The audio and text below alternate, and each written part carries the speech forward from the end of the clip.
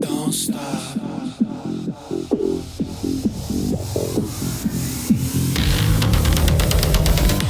Hi, thanks so much for joining me on the Everything and Anything and a Bit Gay podcast. I'm your host, Zach Randall Friedman.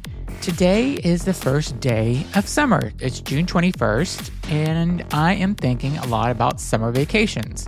You may not hear this until later in the summer because I have so many shows that are currently being edited and on backlog. But when you do hear this, maybe there'll be some time in summer left and you can take some of my advice and go to some of these places, or maybe you'll make comments on either the YouTube video or on the podcast and let me know what you're doing this summer.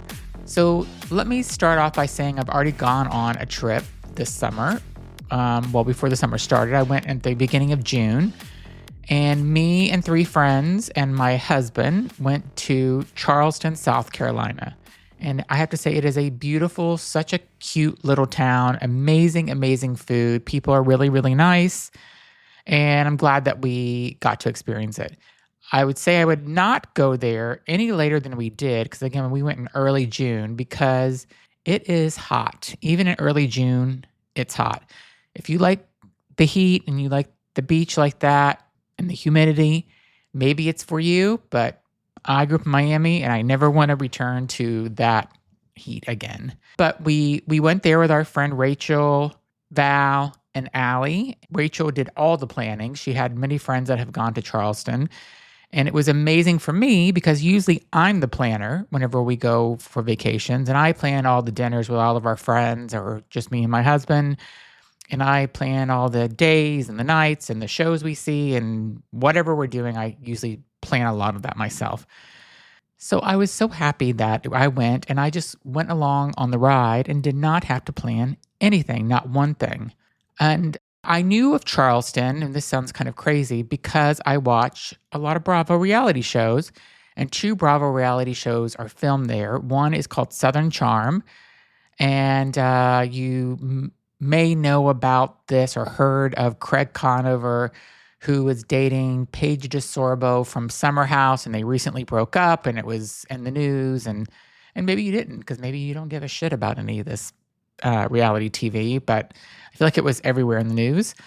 And Craig owns a store there called Sewing Down South, and he sells pillows and other kind of home decoration things. And I actually went to his store and bought a couple of t-shirts, one for me and one for a friend. And I asked one of the person that worked there, "Is Craig here today?" She goes, "Oh, he'll be here in a half an hour." But for some reason, I didn't care enough to wait around and just wanted to go back to the hotel and take an afternoon nap. So I skipped seeing Craig because I'm not that impressed by meeting reality stars in person. But we had a magnificent brunch that morning, or that late morning, and it was near the ocean. And then afterwards, we took a walk on the beach. I don't even know how far we walked. We walked a lot. We walked a lot at the beach, and it was just so relaxing. And the water was so warm, and it wasn't as hot on the beach because we had the ocean breeze. And again, the water was so much more warm than it is in Boston. The Boston Ocean is freezing always. I feel like it's cold all year round. And growing up in Miami, the water, even in the winter, it was warm enough to go into the ocean. So it was really nice. We stayed at a place called the Hotel Bennett, which was a really, really nice hotel. Great service. Rooms were beautiful. Nice hotel scent when you walked in, which is always important to me for some reason. Like when you walk into the Four Seasons, they have a particular scent that they now sell, or that people try to sell for them, for diffusers. And just like this hotel had a really nice kind of aura and scent. So loved it. I think one of the other highlights of our trip was we went to this restaurant that our friend Rachel, again, made reservations for, called Zero George. And Zero George is, I think, very hard to get in. So I'm impressed that Rachel got 5 people into the restaurant. And it is all a chef's menu. So you go in and everything is already like laid out for you about what you're having. I think you can make some substitutions, but very few. And I decided to also do the wine pairing with the meal. So I think there were 6 courses, and each course had wine that matched what you were having. And then I also, they had venison, I believe, and I did not want venison, so I upgraded to the Wagyu steak, which was, I think, a pretty hefty upcharge, like $95 just upcharge just for that. But I ate things I normally would not have eaten, and I liked everything I had. The service was magnificent, and it was just a really good time. As you're walking up to the, it's like on a property, and it's surrounded by, it looks like, I think, a hotel that's kind of surrounded by it. It looks like a very nice hotel. And as we're walking up, the host that greeted us outside before we even got there. And I think he even said, "Are you Rachel?" And yes. And so we came in, our table was ready right away. We ordered a cocktail before dinner, and it started off magnificent.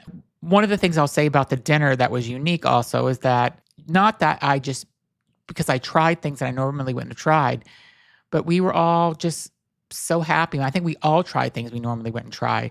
One of the things that we did is, if you're watching this on video, you put some caviar here. They come by and put some nice caviar there, and then you eat it, and then you take a shot of vodka, and it was delicious. And I don't normally love caviar, but it was great, and just the whole experience all the way down to the dessert, and each wine paired was perfect. So if you are in Charleston, try to set up time to go to Zero George. It's worth the money if you have it, to go out and eat. Like, if you're a foodie and you want to experience good food, that's a great place to go. We were all so happy to be there also, because I think I just got off a 10-day trip of work travel in Chicago and San Francisco, and then flew right to Charleston from San Francisco. And so I was really ready to have a few days off. And I'll just say that we were there Thursday through Sunday, and that was more than enough time to see everything that we needed to see. Later this summer, we were supposed to go to a town called Bar Harbor up in Maine, which is about a 3.5-hour drive from where we live in Boston. And we were going to stay in Bar Harbor. It's a little cute town and little shopping and restaurants. We were going to rent a bed and breakfast and go to Arcadia National Park. We're going to do that for like 5 nights or 5 days. Our plan was we were going to go hiking and do massages in the afternoon, or take naps and go shopping and have dinners and just kind of do the whole thing, because we love going to national parks. We love the hiking, and it looked like it was a beautiful, beautiful town. However, I made us change things up, because I have another podcast called The Alphabet Mafia, and I do it with a co-host. His name is Slam. And Slam wants to do a photo shoot for our other podcast on July 5th. So we were going during the week of 4th of July. I think we were leaving June 30th or something, and we were going to then come back. And now we've canceled the whole Arcadia National Park trip to go to New York just for that weekend to do the photo shoot. But we are making up for it later in the summer. So we'll be in New York 4th of July. It's going to be so hot in New York on 4th of July. And the photo shoot, from what I understand, is going to be outside. So it's going to be really interesting to be that sweaty and gross doing a photo shoot. But, we'll do it, and we'll have a good time doing it. I'm excited to do it with Slam. And you'll see the pictures, I'm sure, maybe sometime in later August or later July or early August. What we're doing to make up for not going up to Maine and to go to Acadia National Park, we are actually going to Provincetown in Cape Cod. So we used to go every single year. We'd go for New Year's. We would always go with a huge group of friends. I think the last time we went for New Year's with a big group of friends, there were 10 of us or 12 of us total, somewhere around there. And it was not easy. Again, I am the person that makes all the reservations for everything. And it was not easy getting reservations for that many people in a small town. And if you haven't been to Provincetown, it is a mostly gay, LGBTQ friendly town. Most people that go there are LGBTQ plus friendly, or are in the community. Everybody is friendly that goes there for the community. And there's no big box stores. There's nothing like that. It's really like a cute town at the very end of Cape Cod, on the ocean. There is a beach that you can go to that's there that I don't like going to myself. And then they have a tea dance at the boat slip every day from 4, I think, till 7 o'clock. And then most people go to the tea dance and you're on this pier around this pool and having drinks with a lot of people that are in town. It's a big space. There's different theme nights. Maybe one night it's 80s music, and the next night maybe it's, I don't know, rock and roll. I don't know, whatever. There's different music every night. Top 40 one night. But most people go to the tea dance, and then after tea dance, everybody usually rushes and goes to dinner. And then after dinner, there's several options where you could go to. You could go to the Shipwreck Lounge, which is in the hotel that we're staying at, and I'll tell you about that in a minute. Or you could go to, is it Harbor House? God, I can't remember. I can't believe I remember. There's the A House that you go to, and that's like the last place you go to at the end of the night, because that's kind of like, and everything there closes at 1 a.m. It's done and over at 1. And the A House, they have dancing inside, and they have a whole outdoor area where people can stand outside and have drinks, and they have a bar outside, and it's fun. It's low ceilings inside where you're dancing, and there's a little bar next door, which I don't go to that frequently. There's also the Crown and Anchor that you could go to before the A House, and there's many, many great places to go to. Again, everything is LGBTQ plus friendly, and probably 75% of the people going are in the community. The place we're staying is called the Brass Key. And normally what we've been doing is renting an Airbnb. But before we did that for the past few years, we decided to go back to the Brass Key. We missed the pool. So there is this complex of houses and little cottages around the pool and the hot tub. And everybody kind of goes out there and hangs out by the pool all day. And you get to know the people that are there, because most people that are there are staying for the week. And they end up coming back the same time every year. And so you end up seeing those people. If you book the same time the following year, you'll see those same people. Because once you stay there, you get first dibs on booking that same room, because everything fills up quickly. And we will probably end up doing this again next year and staying the same days and seeing the same people the following year. One of the reasons why we have not gone in the last couple of years is because going with 10, 11, 12 people just was too much. Too many gays with too many different personalities. And we went for New Year's Eve, which is really fantastic time to go. It's fun. It's not as crowded. Not everything is open though. But it's fun to go, but I would not go again with 10 to 12 people. I would even go in the summer with 10 to 12 people again. It's nice to see all these friends, but again, too many attitudes and too much shade sometimes with some gays that we hang out with, that we no longer hang out with, actually, some of them now. So, but we're staying at the Brass Key. They have a great breakfast every morning. They have wine and cheese in the afternoon, and attached to the hotel is the Shipwreck Lounge. So usually we'll end up there for a drink, usually at the end of the night. And then you just kind of stumble to your room. And again, everything closes at 1 o'clock in the morning, except there is Spiritus Pizza. They are open, I think, maybe until 2 or 2:30, because after the bar, everybody's getting pizza at the end of the night, and everybody's hanging out. And I call it the sidewalk sales. So for everybody that's single, that has not hooked up or met with somebody, then they will go to Spiritus for their last call. We go just because to see people, and you're drinking and you want some pizza, and that's just kind of how it goes. And then other people, after, if they're not successful meeting somebody at the bars or the A House or Spiritus, they will head over to the famous Dick Docks. And the Dick Docks basically is underneath where the tea dance is. So underneath the dock, you can go underneath there. And underneath there, people start going, I guess, once it gets dark, or maybe it's in the daytime, who knows. But you go underneath there and you can hook up with someone or multiple people, because I've had friends that have gone and met multiple men. That is really the last call. If you don't meet somebody at the Dick Dock, then you're probably not having a great night, or you're off. Something is off with you about that day.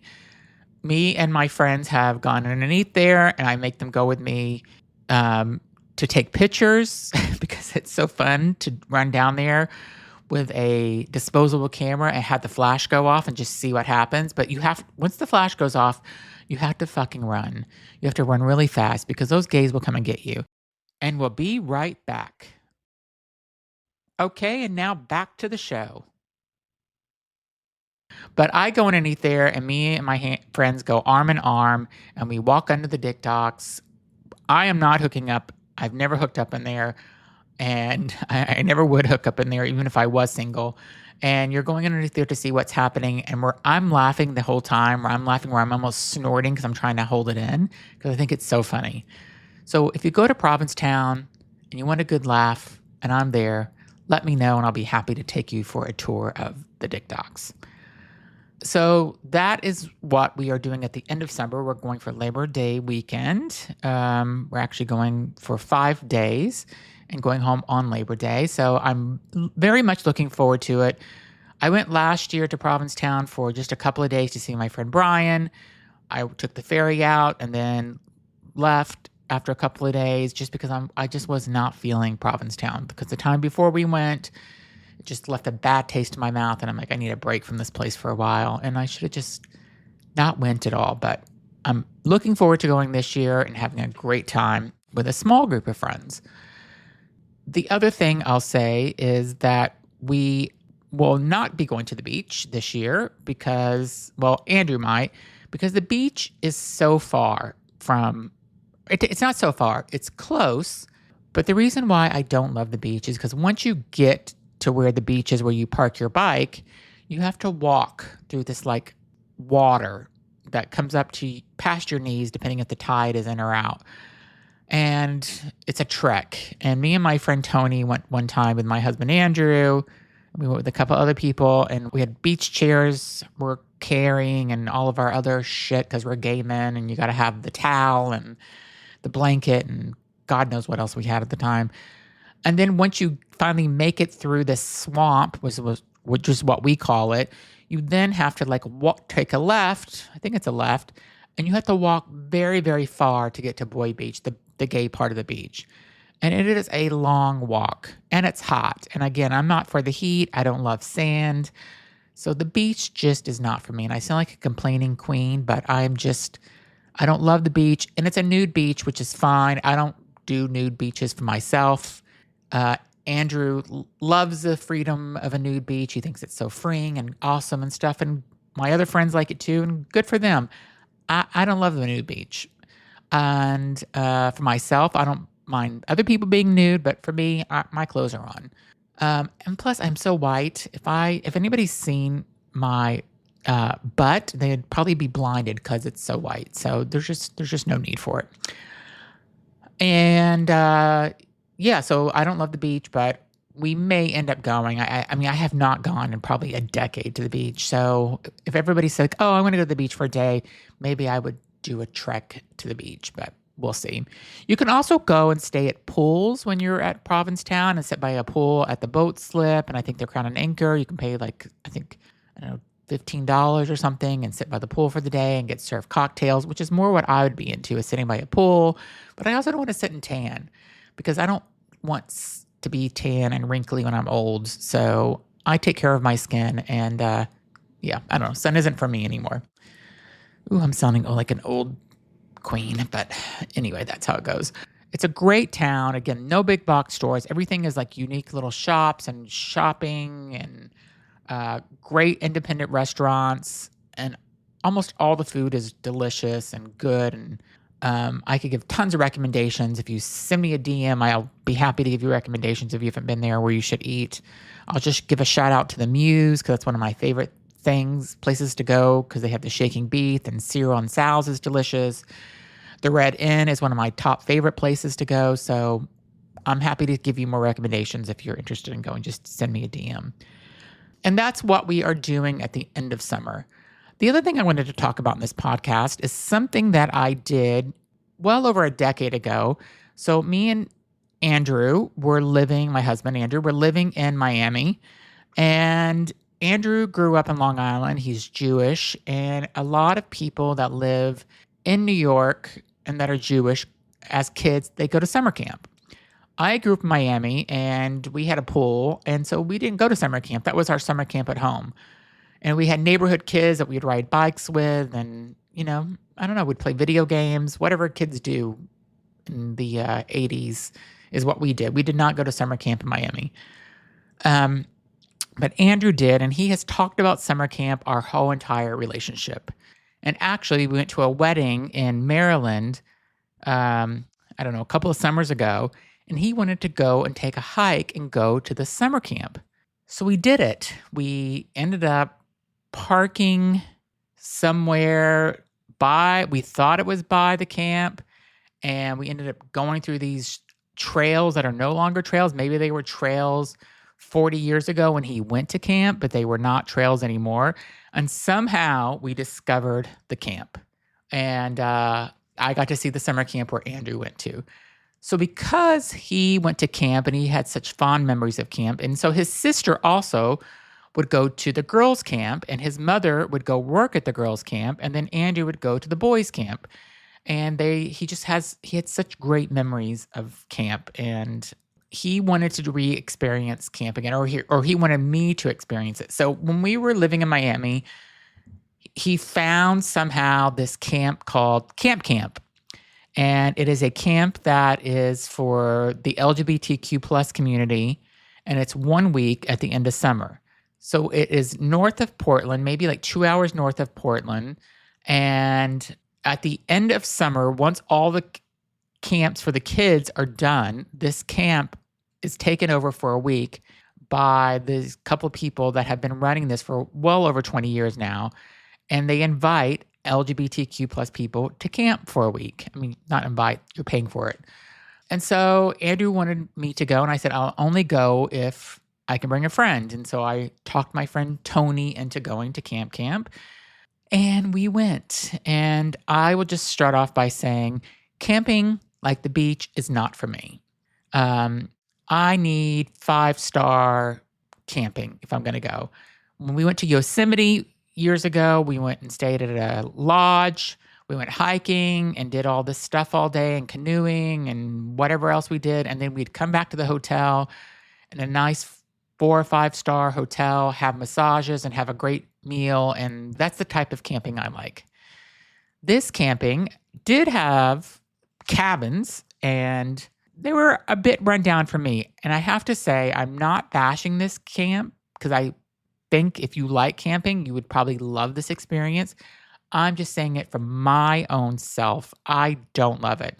There is a guy that does YouTube videos. His name is Matt Cullen, and he just went to Camp Camp last year, and he has a video about it on YouTube. So you should go watch that to see if this is something for you, because I believe he enjoyed it. I didn't finish watching the YouTube video of him going, but he went by himself, which a lot of people do go. They attend by themselves. And I believe he had a good time. He met a lot of people. And just to kind of give you like what the camp is about. So think about people from all over the country. And a lot of people don't necessarily live in a major city that has a LGBTQ plus community or culture, or they could be the only LGBTQ person that's in their town or that's at least out in their town. So think about that. Think about somebody living, let's say, in rural Arkansas, and you're a lesbian, because I think that's where one of the lesbians were. She was from Arkansas. And so her whole year, she has no gay friends, no gay culture. And so she looks forward every year to coming to this camp to be immersed in this culture where she's accepted. So I get it and I love it. So we are put in rainbow groups. And so they separated my friend Tony and me from my husband. We were all three in different rainbow groups because they want you to go and meet other people and be friendly with other people, which makes sense. So I was in my rainbow group, and the first day, the lesbian that I was talking about, maybe from Arkansas, she started crying. And she said that she was sad because she knew in 5 days that this experience would be over and she would have to go back to her life of being the only LGBTQ plus person in her town. And she feels so good and happy being around these other people. So I thought it was really nice that she felt that way. I was sad for her because I don't know why she doesn't move to a more friendly place if she's that unhappy. But everybody has their reasons. And so we went to our cabin, and that's whenever I knew this camping was not going to be for me. It was a thin foam mattress on a single, not even twin bed, because don't forget kids are sleeping in these normally. And you have a sleeping bag that they told you to bring, so we brought our sleeping bag, and that was kind of it. There was a bathroom for you to wash your hands and feet and to use the bathroom, but there was no shower in the cabin. You have to go to the central showering thing to do, and I'll tell you a little bit about that as well. And so the people there are just like, when we went, they were just so different. But I have to say, I was much younger. I was, do I want to call myself a bitchy or mean or gay? Probably, yes. I'll say I was. And I'm not like that as much anymore. And as much. But basically, all these people were there and they were just not my people. And I don't know. I don't even know how to explain it. And I'm really not trying to bash this camp because maybe I would go now because I'm more mature and I would enjoy it more if the accommodations were better. But the people that were there during the period of my life, those people were not my people. So this was maybe even 20 years ago at this point.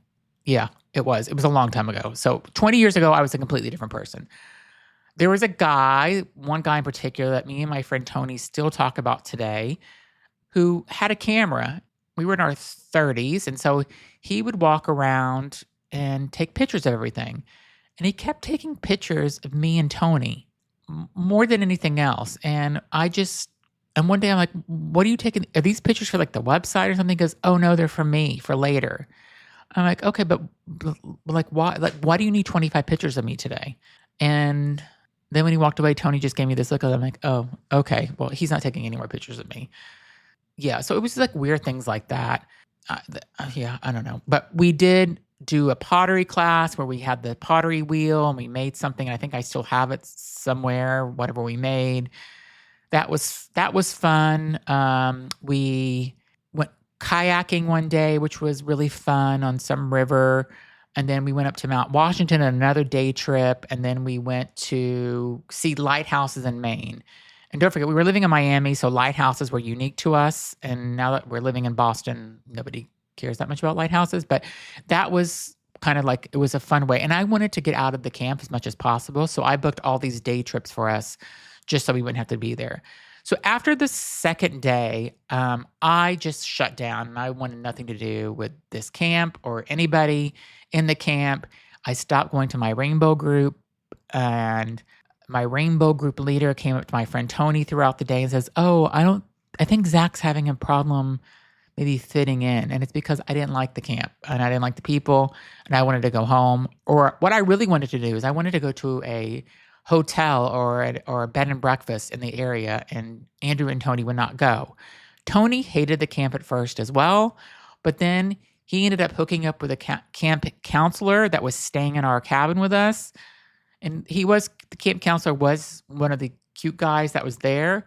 And so Tony was in the woods doing bad things with the camp counselor. So then he ended up getting sucked in and loving the camp because of that.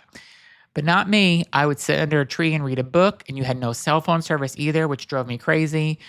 And I just was immature and could not disconnect. But again, this is probably close to 20 years ago. I am a different person now. I'm not rushing back to camp, but I probably would have been able to tolerate it more because I'm into hiking now. 20 years ago, I wasn't into hiking. So I'm into hiking now.